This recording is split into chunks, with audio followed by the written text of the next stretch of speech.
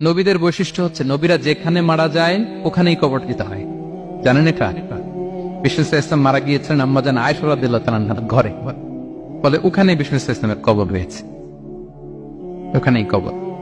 এবং ওই কবর দেওয়ার পরেই ওই কবর দেওয়া ঘরের ভিতরে আম্মাজান আয়েশা যতদিন আয়েশা রাদিয়াল্লাহু তাআলা যতদিন বেঁচে ছিলেন ওখানেই ছিলেন কবরের পাশে।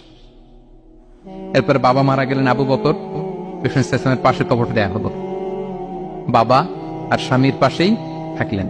এরপর ওমরে ফারুক মারা গেলেন, ওনারও কবর দেয়া হলো। কিন্তু এখন তো আর বাবা আর স্বামীর সাথে পর্দা নাই, ওমরে ফারুকের সাথে তো পর্দা আছে। তো তখন তিনি ঘরটা হয়ে গেছে ছোট, তিনটা কবরে অনেক জায়গা স্পেস নিয়ে গেছে, এখন অল্প একটু জায়গা পর্দা টাঙিয়ে দিলেন ওমরে ফারুকের সাথে পর্দা হিসেবে, ছোট্ট একটা জায়গায় যতদিন বেঁচে ছিলেন ওখানটাতেই ছিলেন।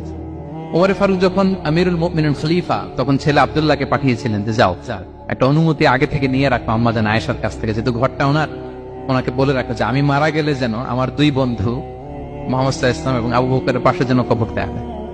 আব্দুল্লাহ এসে বলল, আব্বা জান তো এই পয়গাম পাঠিয়েছেন। আয়েশা রাদিয়াল্লাহু তাআলা বললেন, আমার খুব ইচ্ছা ছিল আমি আমার স্বামী এবং বাবার পাশে শোবো, কিন্তু আমিরুল মুমিনিন যখন চেয়েছেন এটাকে আমি ফিরিয়ে দিতে পারিনি। ঠিক আছে যাও, তোমার আব্বাকে বলো তোমার আব্বাই শোবেন ওই জায়গায়। আচ্ছা, তো ওমরে ফারুক আপনারা জানেন অ্যাসাসিনেশন ইন্তেকাল করেছেন আত্মাইর আঘাতে, ছুরিকাঘাত করা হচ্ছে কয়েকবার, স্টেবিং।